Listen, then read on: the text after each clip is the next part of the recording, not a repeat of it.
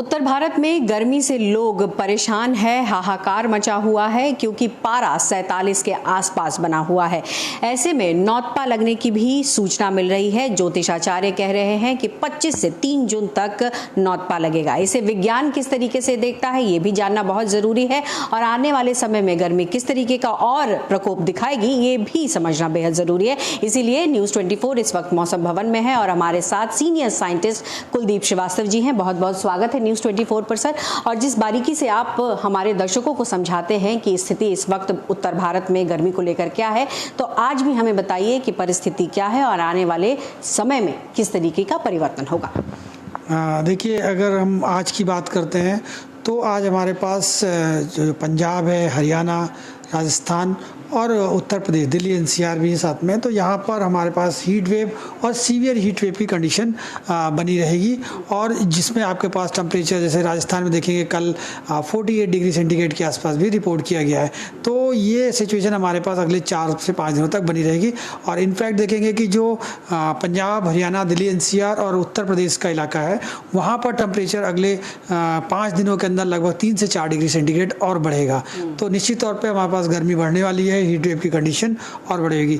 आज थोड़ा सा जो सिचुएशन है कल जैसी ही ऑलमोस्ट बनी रहेगी। यानी आपने कहा कि आने वाले दिनों में टेम्परेचर में और बढ़ोतरी होगी तो जाहिर तौर पर परेशानी लोगों की और बढ़ेगी। यहाँ एक चार्ट भी हम देख रहे हैं जिसमें अलग अलग राज्यों के टेम्परेचर को दर्शाया गया है। कुछ येलो मार्क में है, कुछ ग्रीन है, कुछ रेड अलर्ट में किए गए हैं। तो कौन से इलाके में इस वक्त रेड अलर्ट किया गया है, कौन से इलाके में येलो है, क्या जानकारी आ रही है? देखिए, ये चार्ट है हमारे पास। बहुत सारे हम लोग numerical weather prediction model use करते हैं और उनके बेसिस पे अगले जो 5 दिनों में हमारे पास मैक्सिमम टेम्परेचर का जो ट्रेंड रहने वाला है वो इसको इंडिकेट करता है। इसमें 1 to 1 ये वैल्यू आपको रिप्रेजेंट नहीं करेगी। जो ट्रेंड है हम उसको मोस्टली देखेंगे। तो आप जैसे कि आप पूर्वी उत्तर प्रदेश में देख रहे हैं कि ये लगभग 39.5 डिग्री के आसपास है और अगले 3 से 4 दिनों में लगभग 45 डिग्री।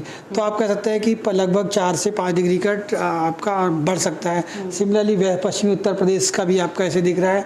उत्तराखंड में भी आपके पास लगभग 5 डिग्री की वृद्धि दिख रही है और दिल्ली एनसीआर में भी 4 से 5 डिग्री सेंटीग्रेड की वृद्धि है। तो मोटे तौर पे आप देखेंगे कि जो जहाँ पे यहाँ दिखाई भी पड़ रहा है कि हरियाणा, चंडीगढ़ और दिल्ली की बात की जाए तो मोटे तौर पर 48.3 डिग्री सेल्सियस दिखाई पड़ रहा है। यानी कि 43 से 48 मतलब 4 से 5 डिग्री बढ़ोतरी दिखाई पड़ रही है।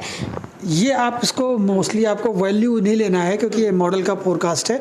हम लोगों का जो अनुमान है तो वो लगभग 45 डिग्री सेंटीग्रेड के ऊपर रहने के चांसेस है।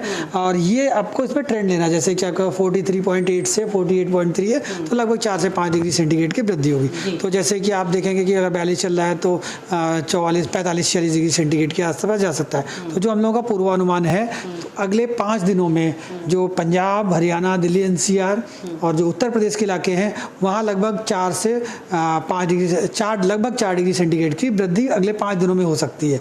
और राजस्थान में लगभग 2 डिग्री सेंटीग्रेड की वृद्धि और हो सकती है। वहाँ देखेंगे ऑलरेडी जो तापमान है वो लगभग 45 डिग्री सेंटीग्रेड से अधिक सभी जगह पे चल रहा है। तो 47 डिग्री सेंटीग्रेड के आसपास आगे अलर्ट दिया गया होगा। हाँ, निश्चित तौर पे हमने जो है आज और कल जो है आप देखेंगे कि जो हरियाणा है, दिल्ली एनसीआर है और पश्चिमी उत्तर प्रदेश है वहाँ के लिए ऑरेंज अलर्ट है। उसका जो अगले 3 दिन है हमारे पास पूर्वी उत्तर प्रदेश और आप कह सकते हैं कि राजस्थान में, पंजाब, हरियाणा के लिए रेड अलर्ट जारी किया हुआ है। तो पहले 2 दिन थोड़ा सा आप कह सकते हैं चूँकि ईस्टर्ली इवेंट के चलने थोड़ा सा स्लाइट फॉल हुआ है टेम्परेचर में, तो इसलिए ऑरेंज अलर्ट है। उसके बाद आपके पास रेड अलर्ट है। कुलदीप सर, यहाँ ये भी बहुत महत्वपूर्ण हो जाता है समझना, क्योंकि आपने कहा कि 4 से 5 डिग्री सेल्सियस में इजाफा होगा अगले आने वाले दिनों में।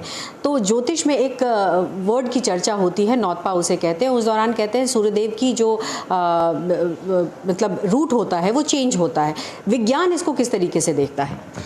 देखिए, अगर आप नॉर्थ वेस्ट इंडिया की स्पेशली बात करते हैं तो जो 15 मई से लेकर के जो आपके पास 10 जून का पीरियड होता है वो आपके पास इंटेंस हीटिंग का होता है। साल में जो मैक्सिमम टेम्परेचर इस ड्यूरेशन में आता है वो हमारे पास इसी पीरियड में आता है।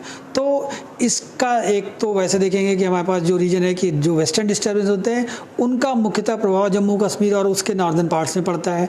और साथ में देखेंगे चूँकि वेस्टर्न डिस्टर्बेंस काफ़ी नॉर्थ से जाते हैं तो जो क्लाउडीनेस नहीं होता है, रेनफॉल हमारे पास नहीं होता है, तो इसके चलते तापमान में वृद्धि होती है। साथ में आसमान साफ है, इस वजह से भी वृद्धि होगी।